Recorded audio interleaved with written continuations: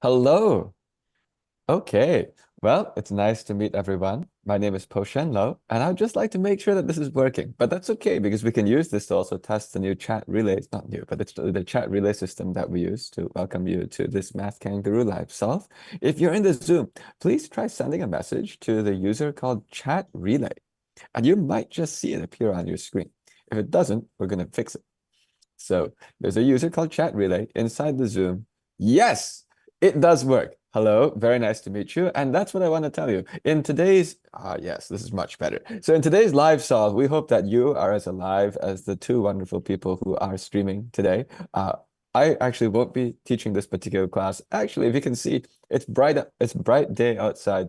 It's daylight outside. That's because I'm streaming in from Melbourne, Australia.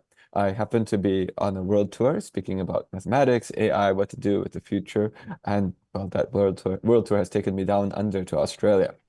But I want to emphasize we're really, really happy to do this live solve with Math Kangaroo because the questions are just great. And this age range that we're doing today is for levels 7 and 8. That's grades 7 and 8. That's the sweet spot. That's a wonderful age to be working on super hard problems. Yes, you're right. You said kangaroos are in Australia. That is, in fact, in case you didn't know, that's why it's called Math Kangaroo because it's an Australian competition. And yeah, how are the kangaroos? They tell me kangaroos in Australia are very aggressive. So you're not supposed to go up and hug them. They might go and kick you or stomp on you or something. So I'm not going to try that today.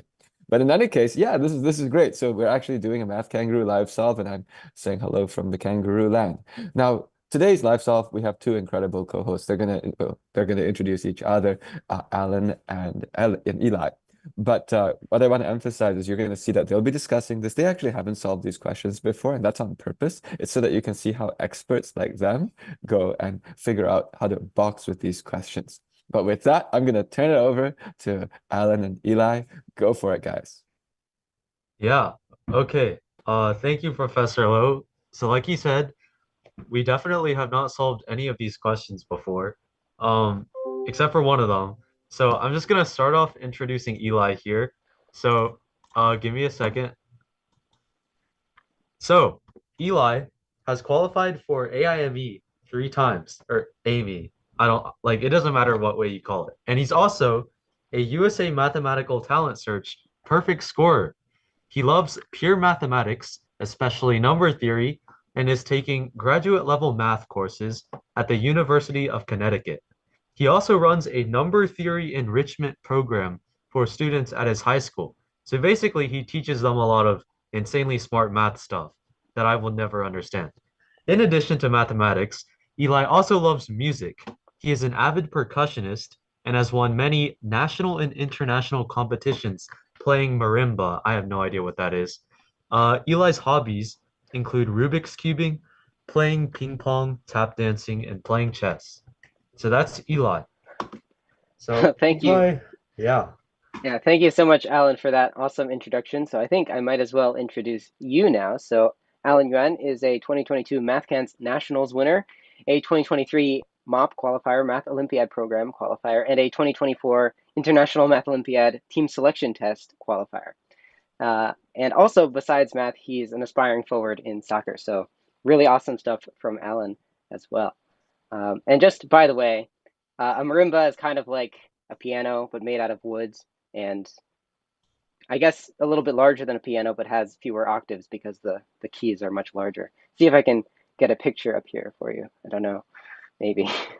So I guess this is the icebreaker now. Yeah. Wait. Okay. Ooh, not that. Wait, Eli. So instead of that icebreaker, let's uh let's say if you could just type down in the chat who plays an instrument and what instrument do you play? Let's just while Eli pulls that up. What instrument does everybody play? Okay. I was thinking I could have it open in my screen here, but I don't know if that's gonna work. I might have to just show a picture online for you. It's fine. That'll work too. Okay, Marimba. yeah, so while Eli has technical difficulties, Technical um difficulties. Well, I'm just trying to do something else. It's not technical difficulties. okay, Let's so see here. we have let Okay. me make a quick what do you call this? A pie chart. Okay, I'm going to make a very Okay, here we quick pie go. chart here. So we have violin. This is approximately what a marimba is like, if you were wondering. Oh, that's basically just a wooden piano, I think, Yeah, like I was saying, right? pretty much. Yeah, Wow. I guess you could think about it that way. Are the black keys just like the are the black keys just like the keys in the middle? Is it like the same thing or Um, well, I mean, they're just like the black keys on a piano in that they're just like other notes. So, yeah, I mean, the layout is exactly the same as a piano. It's just made out of wood instead of, well, I guess they don't use ivory anymore. Whatever piano keys are made out of. so okay, so yeah, so basically it's a rip-off piano. I see now. Yeah, Okay. rip-off piano. That's a great way of putting it. Okay. So yeah, so here's my pie chart, guys. It looks like everybody plays the violin. So violin 100%. I can tell there's not a single person who doesn't play the violin here. So anyway, let moving on. Yeah, so we have some insane math today, and it's already what is it? 4:06 on my computer. So we might as well get started here. Um yeah, I'm just moving on. See, it was that fast. So number 2 here, we have in which of the regular polygons below is the marked angle the largest? So you guys, you got to transition from your music to your math brain here. So I'm going to just quickly solve this. Um, yeah, so it looks like in this equilateral triangle, we have a 60-degree angle. In this regular pentagon, we have a 108-degree angle. By the way, I'm just memorizing these. So, you should probably know these. I don't know.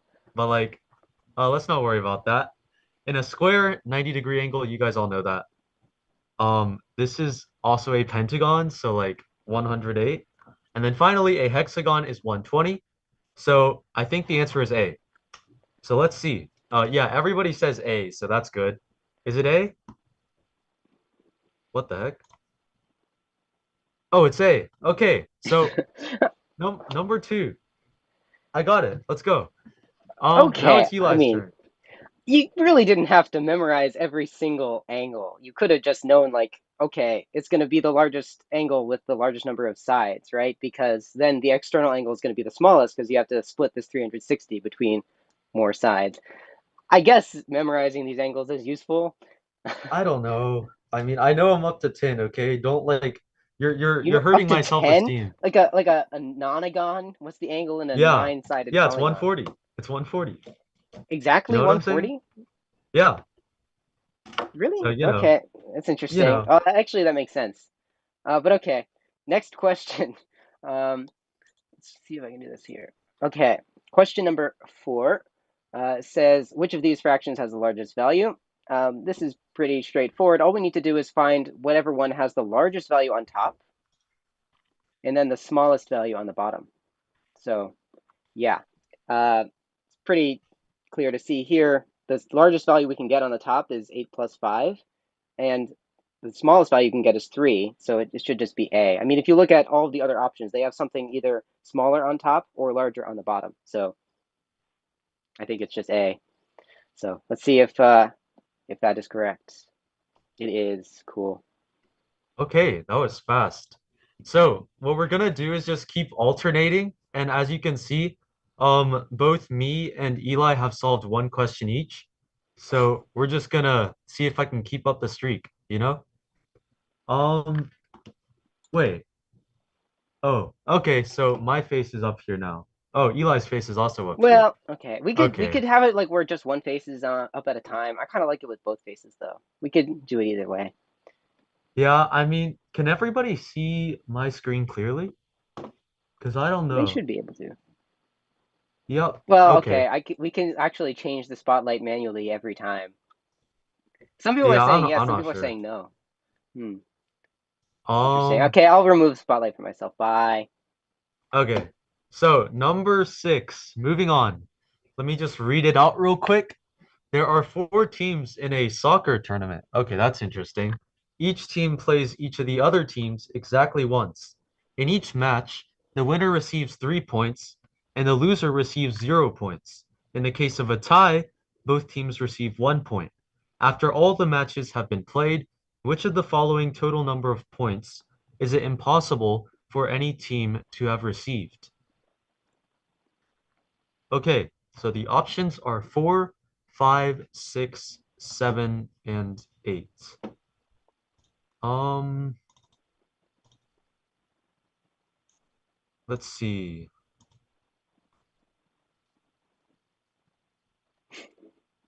Okay, I'm actually a little bit interested by this one. Want help? So, I mean, I don't know about that yet. Let me just see if I You're gonna can. forfeit a point? No, I don't think I will. So, let's Okay. see how I can get 4 points. If I have one team, I know that one team is going to take 3 games. So every team plays 3 times, and every game I can get 3, 1, or 0 points. So I can actually get 4 points by getting 3, 1, and 0. I can get 5 points by getting 3, 1, and 1. I can get 6 by getting 3 and 3, 7, 3, 3, 1. But to get 8 points, I need 3, 3, 1, 1. So that tells me the answer should be E. Some people are saying, is it D? So the reason that D fails is because I can win 2 games and then tie 1 game, and then that gives me 6 points from wins, 1 point from ties, which is 7. So I can get 7 points. But yeah, the answer should be E8. Let's see if that's right. And it is. Okay. So I have solved 2 in a row, which is very good for me and very not good for Eli. So moving on. Okay. Okay. Not good for me, you say? Let's see. Let's just see. Okay. So we have a list of numbers here, and we want to find the smallest possible result. Um, okay, so in order to get something that's really small, as you can even see from the answer choices, you want something that's like really negative. And so the way that you can get something that's really negative is to have something that's actually really large, but just put a negative sign in front of it. And so I think really the strategy here is just to find the biggest possible number we can get in magnitude and then see if we can put a negative sign in front of it. So the numbers that we have are 1 through 6. The largest possible number we could get is then 4 times 5 times 6. And we just want one of these to have a negative sign so that it can be negative. And well, we're in luck because there's a -5, but 4 and 6 are both positive. So this becomes 4 times -5 times 6. And if you just multiply that out, well, let's see, -5 times 6 is -30 times 4, that would be -120. So I believe the answer is B. Let's go see.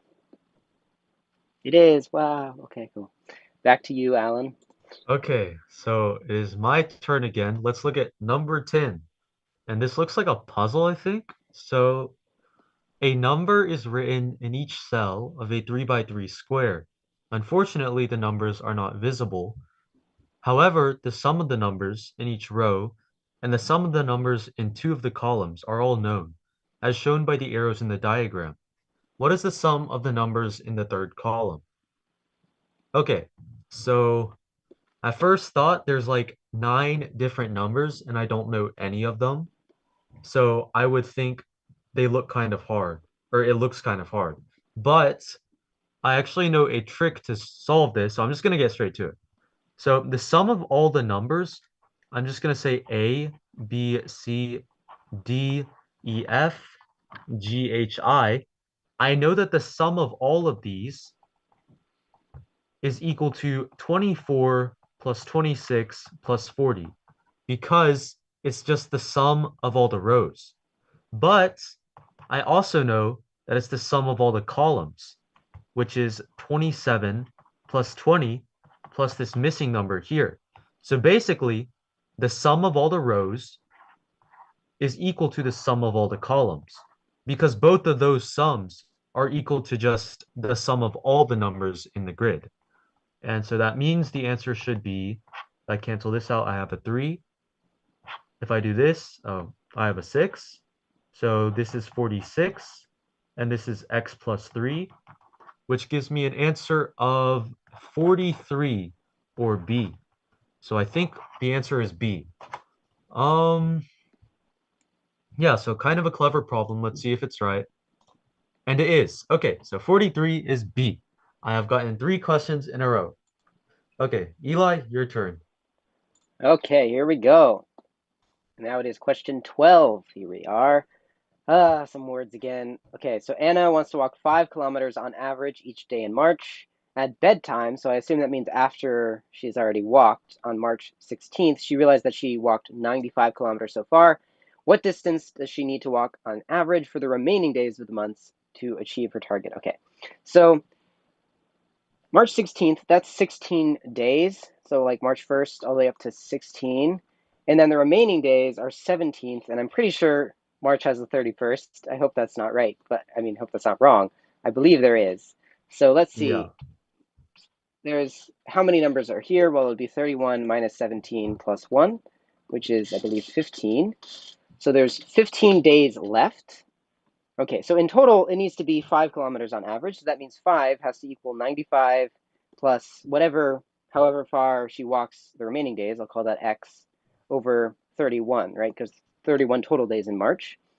Okay, so that means I'll do it over here. X is equal to 31 times 5 minus 95, which is, see, 105? No, 155. Definitely not 105. Minus 95, which is 40? No, 60. 60. 60. There we go. Yeah. It's Come always the on. arithmetic that'll get me. Okay. So X is 60, and it's over a course of 15 days that she has to walk these 60 kilometers. So the average would have to be 60 over 15, which is 4 kilometers, which I believe is C. So let's see. Is C correct? Looks like it is. Cool. Okay. Okay, Back to you, Alan. so see if I can get 4 in a row. And the question is, every student in a class swims, dances, or does both. 3/5 of the class swim and 3/5 dance. 5 students both swim and dance. How many students are in the class? So this looks like it'll end up being a classic Venn diagram problem. So I'm going to draw 2 circles, have them in intersection, and then I know 5 students both swim and dance. I also know that this the entire circle on the left is 3/5 x. And then I know the entire circle on the right is also 3/5 x. So what that means is 3/5 x minus 5 students only dance and do not swim. And on the other side, 3/5 x minus 5 students only swim and do not dance. So that means since x is the total number of students, then x is equal to twice 3/5 x minus 5 plus 5. And this should be equal to 6/5 x minus 5. And if I solve that, I get 5 is 1/5 x. So x is 25. So let's see if 25 works. C25. Yahoo. Okay, it's right. Okay, Eli, your turn again. I'm always trying to find new words for excitement, and Yahoo is one that I haven't heard yet. So yeah, Yahoo. That's a pretty good one. Okay, next question, question 16. Andrew buys 27 identical small cubes, each with 2 adjacent faces painted red. Okay. He then uses all of these cubes to build a larger cube. So I assume it'd be 3 by 3 by 3 if there's 27 small cubes. What is the largest number of completely red faces of the large cube that he can make? Okay, so let's just think about how he can even make a single red face. So like let's imagine that this is a face of our 3 by 3 by 3 cube. So this is just one of the faces. Well, I guess I could draw extra lines around the outside like this. Okay. So if this needs to be completely red, then first of all, what's in the middle has to be red. And so this middle cube, that's actually just one of the edge cubes, has to have one red face, and then the other red face is like completely blocked by its neighbors. So that kind of is irrelevant. So that one has like no option. It kind of just has to be there. And then for the other ones, we want to add these red faces in such a way that it maximizes what other faces we can make red. So let's just think about that. I mean, for example, with this corner one, it has a choice of having the second red face either over here on like on this side where this cube face would be, or on the top side where this cube face would be. So it doesn't really matter which way we choose. Let's just say it's over here. Well, it's not really clear, but like on this side, so going into this face. And then for this one, for all of the edge ones actually, for all the ones that are just next to the center like this, there's actually only one other choice for where the second red face could be if we want to have as much red as possible, and that's in just the one that's on the other side. So let's just do that for all of them. This one has to be over here, and then same thing for this one, it has to be up here, and then for this one, it has to be over to the right over here, and then for the one down here, it has to be down here, because otherwise there's nowhere else we could put the extra red face. We could put it inside the cube, but that doesn't help us get as much red as possible. Okay, so now let's look at the rest of the corners. For this corner, it'd be beneficial to have the red be on the same side as the red that we already chose over here, because otherwise we couldn't make this face red, fully red. So let's put that on the same side this way. And we might as well just do the same thing over here, since if we can't make this top face or this bottom face totally red, because in order to do that, this would have needed to go in this direction, and this would have needed to go in the other direction. So let's just forget about those faces and then try to focus on this face. So let's move the red over here, and let's move the red over here.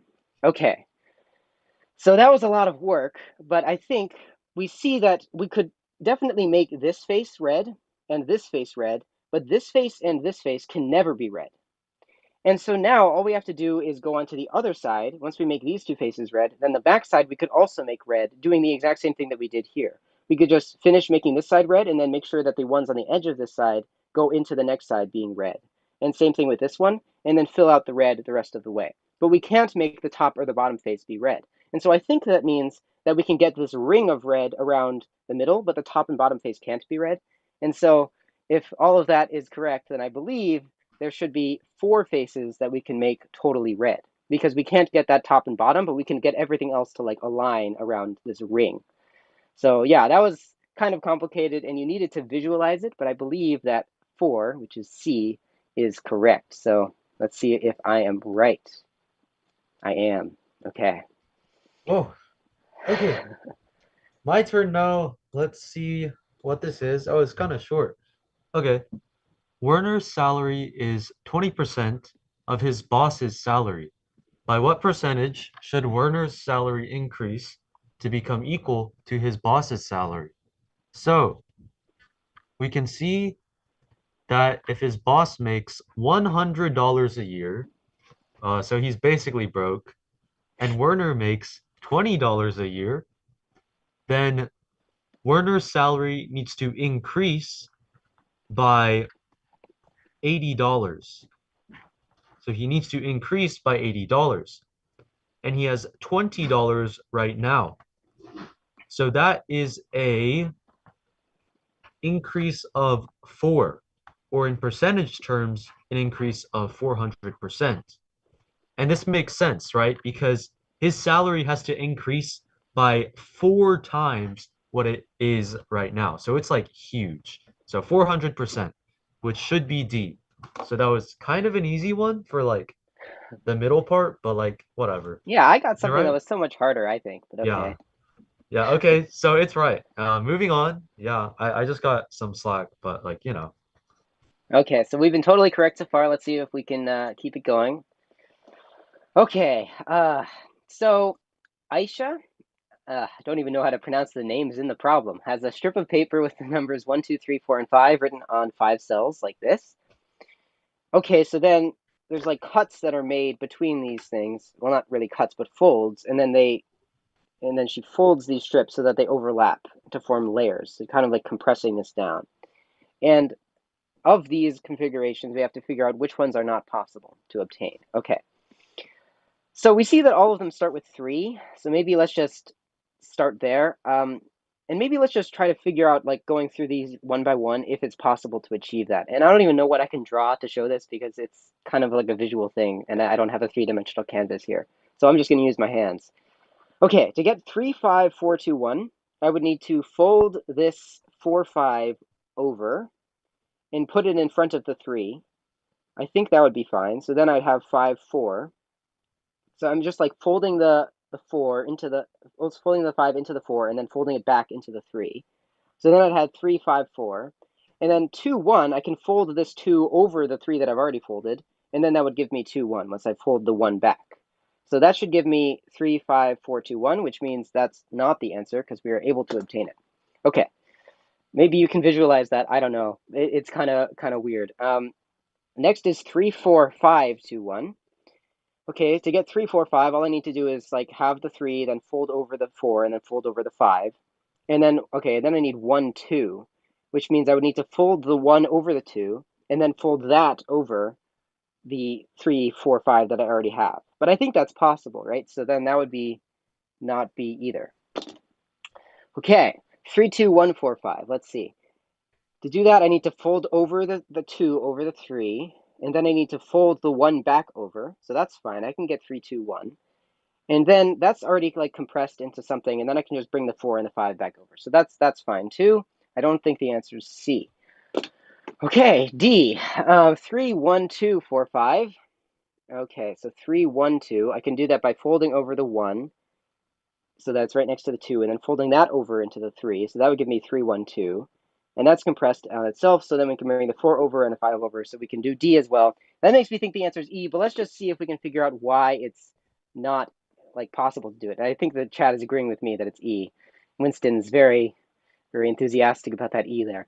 Okay, so 3, 4, 2. Okay, if I have a 3, I need to fold over a 2. And now if you can imagine it, then there's like this 5 that's left as a flap over.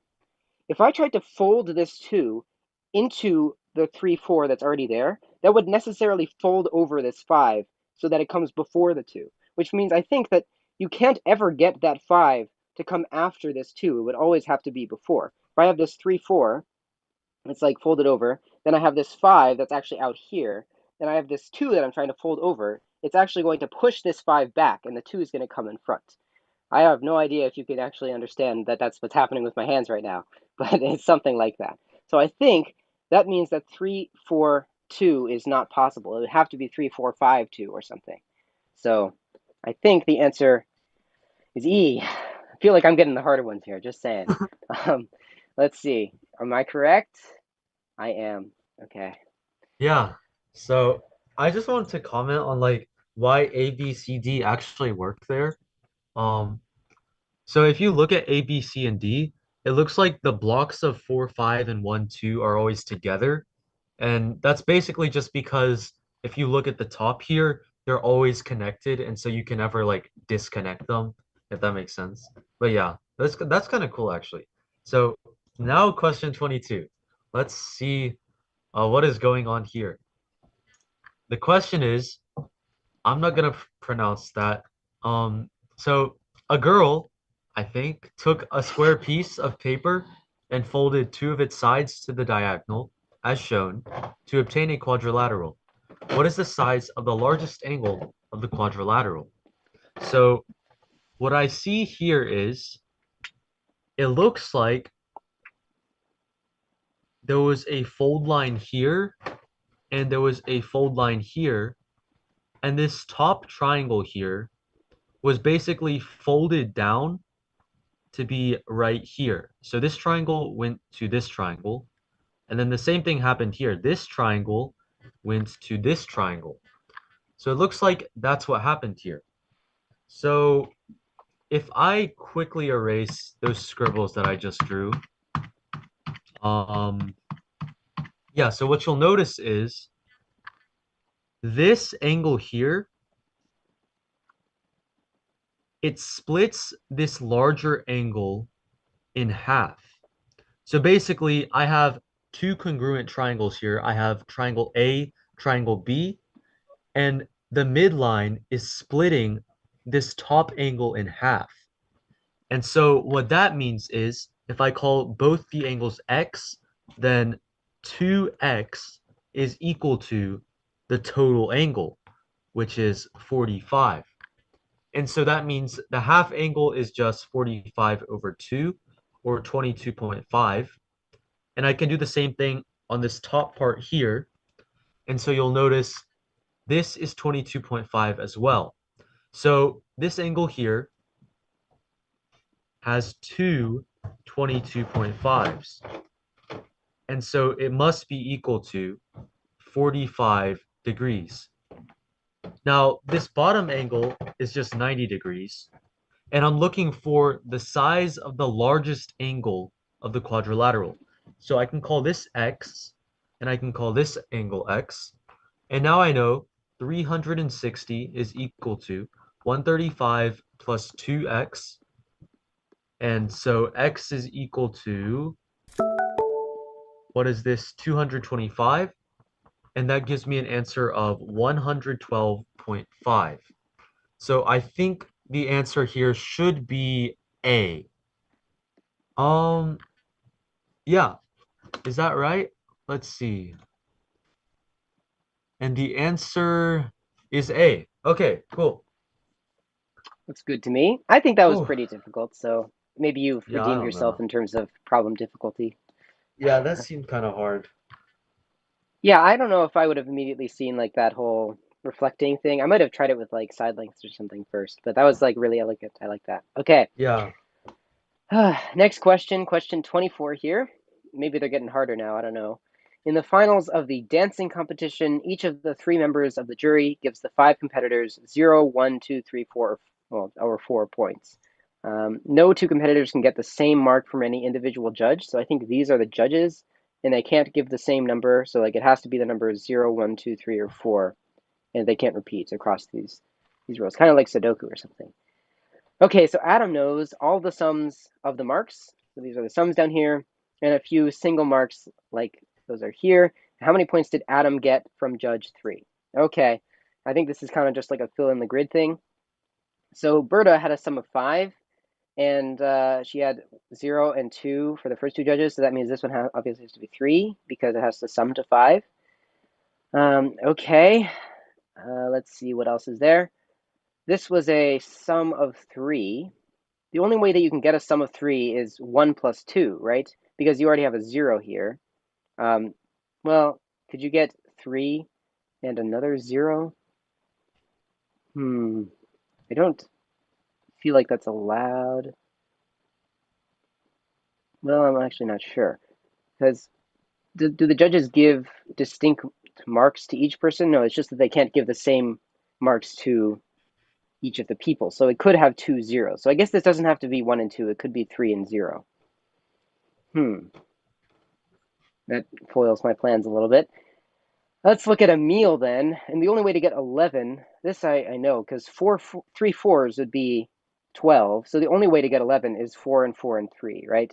That's the only way to get 11. And there's already a 3 down here. So this can't be a 3, which means this has to be a 4. Okay. I guess that's helpful. And then one of these is a 3 and one of these is a 4. Okay, so I can just put that down here. One of these is a 4, one of these is a 3, so we know it's one of those. This is harder than I expected. Okay, let's see what else is there that I can glean from this. 3 and 4, so okay, there has to be a 0 somewhere here. And that doesn't help me that much. Oh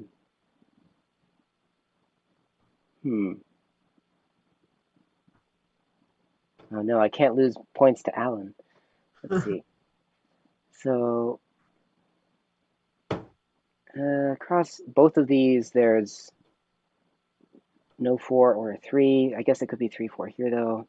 David is 4, so that the only ways that you can get a 4 are, well, there's a few ways. 1, 1, 2, 0, 0, 4, but okay, these two are zeros already. So this can't be, well, this actually has some restrictions. Yeah, so these can't be zeros, which means these are at least 1. These are at least 1, and this is at most 2. If this is at most 2, That still doesn't help me that much because it could still be 0, 1, or 2, but at least I know that much. Oh, thumbs up randomly appearing. That's interesting. So this is 0, 1, or 2.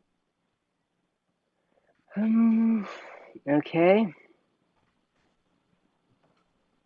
Let's see. If this was a 0, then these would have to sum to 4. The only ways you can do that are 1 and 3 or 2 and 2, and these definitely can't be 2. So this could be 1 and 3, I guess. If this was a 1, then these would have to sum to 3. And that's also possible. If it was, well, actually, no. If they had to sum to 3, then these can't be 0s or 2s. So it would have to be, yeah, because the only way to get to 3 is 0 and 3 or 1 and 2, and these can't be either of those. So actually, this can't be 1. Okay, I'm making some progress here. It can only be 0 or 2 in this slot. If it's 2, then these have to sum to 2. The only way to do that is 0 and 2, which is obviously not possible, or 1 and 1. So this could either be 1 and 1 and 2, or it could be something with 0 at the bottom, and then that could be, well, it can't be 2 and 2, but it could be 1 and 3.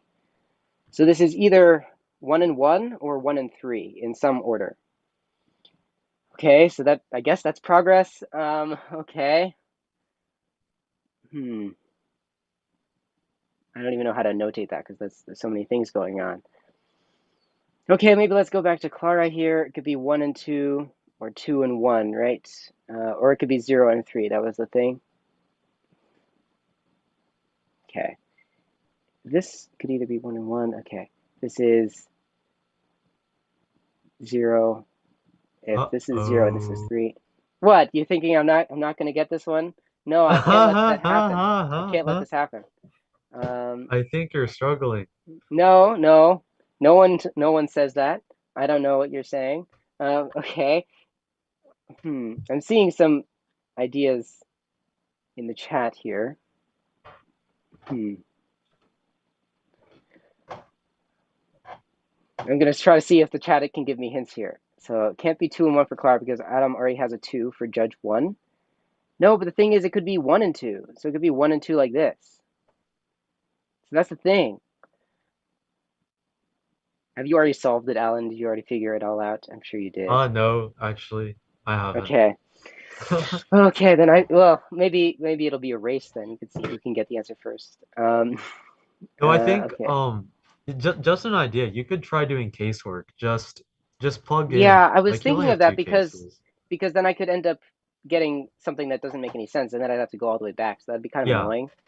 I But don't think it's okay, that bad. So, let's just do it then. I know what happens if this is a 2, then this is a 1 and a 1. So I know that already off the bat. So that would be helpful. If this is a 1 and a 1, then this can't be 2 and 1 anymore. It could be 2 and 1 this way. So that's, I guess, not that helpful. This on the bottom row has to be 1 and 5, 1 and 5 in some order. This can't be 5, right? Or it could also be, sorry, there's no 5. 0 and 1 in some order. So if this was a 0, then this would have to be 3. I don't want to do that casework because I've already have a second case going on here. If this is a 0, this would have to be a 1. If this is a 0, this would have to be a 5, so that's not possible, which means this has to be a 1. And this has to be a 0, which means this has to be a 3. Okay, and if this is a 1 and a 2, then what's left is a 4, so this has to be a 4. Now I'm flying through this. If this is a 4, this can't be a 4 anymore, so this has to be a 3, which means this has to be a 4 again. And just like that, I'm pretty sure that fills out the grid, and there aren't any errors, are there? There's 0, 1, 2, 3, 4, 0, 1, 2, 3, 4, 0, 1, 2, 3, 4. So I made a lucky guess. yeah. And Adam knows, look, Adam judged 3, so that would be 1, which means the answer is B. It feels bad guessing, though, because then I would have to go through the other case and make sure it doesn't work, but I don't feel like Yeah, doing but that. I So, mean, sometimes you just have to do that. You know what I'm saying? I mean, it is what it is. yeah, do I get a point for that, or because you said Uh, something, do I like minus 0.5? I think you can still get the point for that, because we need to keep up the no questions missed streak. You know what I'm saying? Oh, So okay. we'll I just, guess so. yeah. Okay, I now feel like there it's, must have been a better way to do that, though. I don't know. I just yeah. didn't see one. It's So I don't know. I would have tried like going with Clara because she had like the least options. Because you know that she yeah. only has like a 1, 2 and a 0, 3. or a 3-0, and you could have just like tried that, I think. It might have worked. But, Well, you know, I did a similar thing. I just used David instead because, yeah. well, I don't know why I did, but I just decided to use David instead. Um, but either way, I think maybe you would have had to do those cases. I don't know if there was like a really direct Yeah. way of just finding the answer because well, I certainly didn't see it. I was struggling up here for like 10 minutes. Okay. Yeah, but yeah, I think that was the only way the case worked because like I didn't really see anything else working there. Yeah, like Ryan says, it's pretty much unavoidable, I think. So, it's fine. Okay. Anyway, I wanted it to be really direct, but it's okay. Let's see. yeah. Is this actually correct? Yeah, it is. Okay. All right. So here's mine. Sophia has 52 identical isosceles right triangles. She wants to make a square using some of them. How many different sized squares can she make? Okay, so right away, I can see that I know squares have only 90-degree angles, but a right triangle has a diagonal side. So really the only way that I can combine these together is by just, piecing two of them. Like this is really the only way I can make some sense of this. So instead of having 52 identical right triangles, I really just have 26 squares. So 52 triangles turns into 26 squares. That is really the only way I can make sense of this problem. Now I need to know how many different size squares can she make. So she can make the smallest square, and then she can make a square of size 2, and then a square of size 3, right? And then she can keep going until she gets to the square of size 5, because 5 squared is 25, and she can use 25 of the squares to do that. So this tells me the answer is 1, 2, 3, 4, 5. Uh, you can make a square rotated 45 degrees. Okay, that's smart. Yeah, that's actually kind of cool. Yeah, so what's going on there is, oops. Oh, I just opened up an app. What is this? Uh, Technical difficulties. Hold on. Okay, we got it. So what's going on there is you can actually, yeah, give me a sec. Uh, okay. You can also do stuff like this, and that's a square. So that actually works as well. Oh. Um, I did not think of that. So I think And these it does have a different 45, side length, yeah. yeah, so I think these 45-degree ones are the only other case. So I can actually make two of them together. So, okay, let me keep track of this. So I have the 1, 2, 3, 4, 5, which come from doing squares like this. And then I can also do squares like this. And there should be 13 of these. Is that right? 13 of Yeah. these. And I can join them into 1 by 1s, 2 by 2s, 3 by 3s. So the answer is 8 because you have 3 here and you have 5 here. People are saying So there are many people are saying 5. E. Yeah, I don't know. I think because the difference here is you have to use 4 triangles to make one of these little squares. So I think it's Yeah, C, I 8. think C is right. I don't know how Yeah. you can make any other type of square. So, Yeah, so okay, I'm just gonna like go for C. Um, yeah, final okay. answer. Yeah, that worked. Okay, Hopefully you guys saw chat that. just suddenly changed their minds all of a sudden. Yeah. It's interesting. Okay, you see. Okay, that's cool. So I got it right. Yeah, so all good. Chat was trying Everything to is like fine. gaslight you or something. Yeah, Okay. Now it's my turn. I think these are definitely getting harder. So, yeah, for okay, sure. let's see. Question 28. Four children are in the four corners of a 10 by 25 pool. Okay, 10 by 25, something like this. Their coach is standing somewhere on one side of the pool. When he calls them, the three children get out and walk as short a distance as possible along the edges of the pool to meet him. They walk 50 meters in total. What is the shortest distance the trainer needs to walk to get to the fourth child? Well, I need to comprehend this. Okay. Their coach is standing somewhere on one side. So there's the coach like on one of the sides of the pool. Let's just say this is the coach. And when he calls them, three children get out and walk a short distance as possible along the edges of the pool. Okay, so they walk 50 meters in total across all three, I assume. What is the shortest distance the trainer needs to walk? Oh, the coach is the trainer. Okay. For some reason, when it said coach, I was thinking like driver. I don't know why, because like a coach is also a car. Anyway, so coach is trainer. That makes sense. What is the shortest distance the trainer needs to walk to get to the fourth child? Okay, so the three children are all getting out in the same place, I Um, assume, because that's like otherwise, how would this make any sense? oh no, it says like the four children are in the four corners, like they're in the pool Oh, itself, it and says they're that in I the misread corners. the beginning of the Yeah. part. Okay, so they're in the four corners of the thing. So we just need to find which corner the last child is. Yeah, that's fine. Okay. So they all walk 50 meters in total. Let's just say that the coach is here, but we might have to change that. So four children are like over in these corners here. They walk 50 meters in total. Then this is going to be one of these has to be 25 plus something. One of these has to be 25 plus something. So that would never work. It has to be 25. And if the coach is on this side, then it can't be 20. It can't be 50 in total if it's like 25 and 25 because that's already bigger than 50. It also can't be here though because it could be 25 and then something plus something, and those would add to 10, so that would be 35, which would be too small. So I don't think the coach can be on one of these edges. It must be on the other edge. So let's try putting the coach in one of those places. Okay, so let's say the coach is here instead. So now I think this is starting to make sense.